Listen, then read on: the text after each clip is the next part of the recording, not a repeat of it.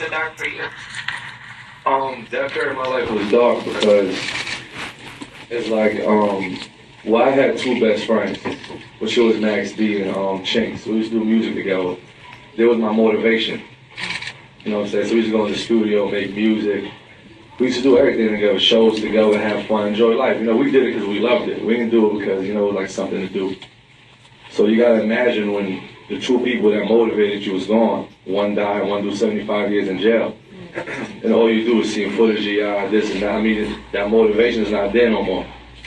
You know, so I had to go somewhere to find it. I needed something that's going to bring me back. I was in a dark hole for a little bit. And I'm sure everybody had all the stories about Max being Chink. So it was a dark moment in my life. So I needed some. That's why I ain't dropped an album since like 2012. Even though I'm still the hottest in the streets, by the way. Nah, but I ain't have no motivation. So I needed this. And I tell everybody, and I always tell Sal this and everybody, this was like my first real vacation. You know. What do you mean by that? Because I mean, you're a rich rapper. You can go anywhere you want to. Yeah, because this is the one place that everybody told me not to go to. Mm-hmm. My own mother, my father called me from Africa, like, you crazy. If you get bit by one of the mosquitoes, don't call me. You know, like they really had mosquitoes. But you know, in the documentary you say that, quote, the love for Nigeria, you don't have mosquitoes? No, I mean, you get malaria, but you don't get like sleeping mosquitoes. Yeah. They say you can sleep for 6 months. I was about to bring some and take them to Max B in jail. Like, yeah, take 30 of these and go to sleep for like 20 years until you come home. That's the new Ambien. You might want to bring some of that back For real. on the black market. I already made a phone call. Let's talk about that after.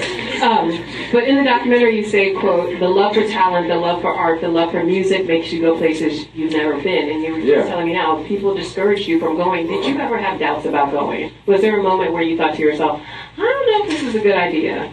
No, but that's when that saying comes into play, when they say great minds think alone sometimes.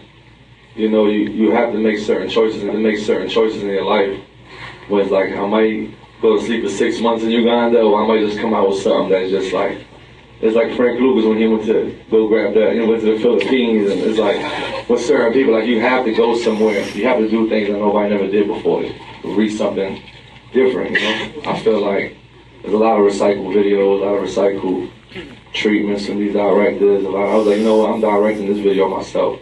I'm going to Uganda. I'm going to fly 30 hours. I'm going to get these shots and these little 12 of them, by the way. Can you handle it?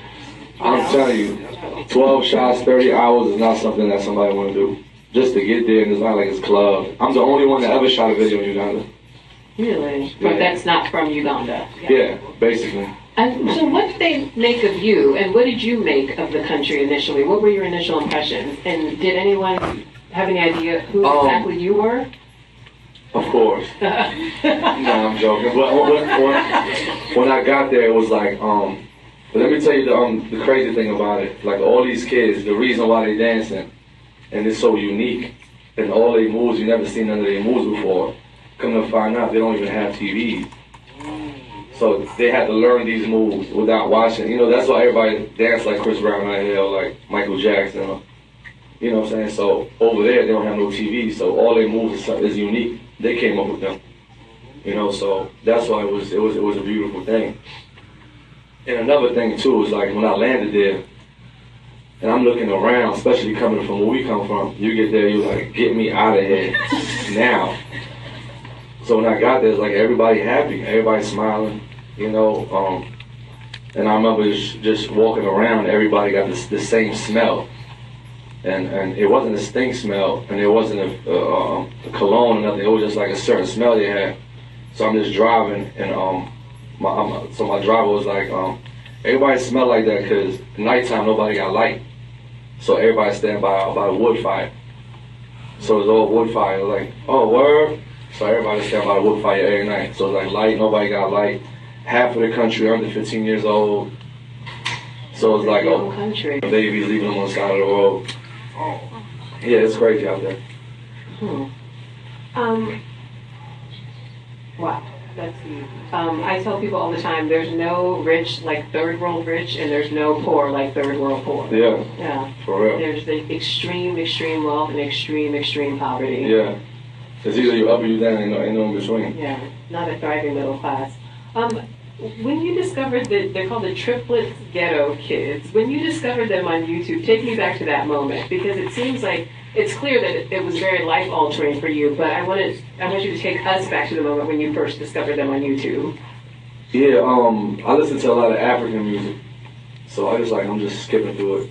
All I see is these kids just dancing, but dancing like I said, like moves I never seen. But they just smiling, dancing, and the little girl sitting there collecting money while they dancing, and like there's puddles of water, mud, and they're all just laughing, happy about it. And I know that's like passion to do that. Like, you know, you need some real heart to do that, standing barefooted. You know what I'm saying? So like when he knocked the kid down, I was like, yo, chill out, let me talk finish dancing. You know, so it's like things like that like stand out to me. So I was like, I gotta go find these kids. Then he was telling me to fly the kids out. I was like, no, it's not the same. I can go to 125th, grab an African kid. You know what I'm saying? I'm like, You should come to Chelsea and grab my kid. you know what I'm saying? I go right to one of them ladies that braid hair. You gotta get you like, yeah, right here, right in the back, right now. But not fit in the hair. You know what I'm saying? So, honestly, yeah, it would not be the same experience. It would not be, and I feel like a lot of people be like showing their talent like that, like when they just try to cut shortcuts, you know. And it costs a couple $100,000 more, but we still this gonna live forever. As far as unforgettable, as far as everything, you know. And I feel like the world needs to see this. Especially with everything going on in the world right now. The world needs to see that. They see there's another side of the world that nobody shows. True, especially now. Yeah. When it seems like borders here are closing, we need to open up our borders in different ways. And if you could really see the real talent is over there. You know what I'm saying? The real talent is in the motherlands and other places that people don't show. You know what I'm saying? Talk to me about how this trip changed you as a person and as an artist. Man, it just humbled me down. It just humbled me down. Sometimes you need that. It don't matter how much